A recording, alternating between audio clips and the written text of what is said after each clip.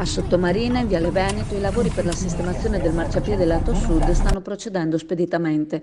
Cominciati forse da un paio di settimane, sono già a buon punto, questo a favore soprattutto delle poche attività economiche che si affacciano su quel lato strada. Sappiamo tutti i disagi che possono sopraggiungere a un'attività economica nel momento in cui ci siano dei lavori in corso davanti all'ingresso, lavori che spesso cominciano ma vengono portati alle lunghe.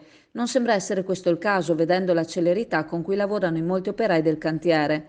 Come il sindaco ha già evidenziato quando sono stati fatti i lavori sull'argine a Cavanella d'Adige, chiudendo il cantiere con molte settimane d'anticipo, mettendo un maggior numero di operai al lavoro, i tempi in alcuni casi si restringono, dando il minor disagio possibile alla popolazione. Qua gli operai sembrano essere in buon numero, per cui ci si augura che il nuovo marciapiede sarà presto disponibile.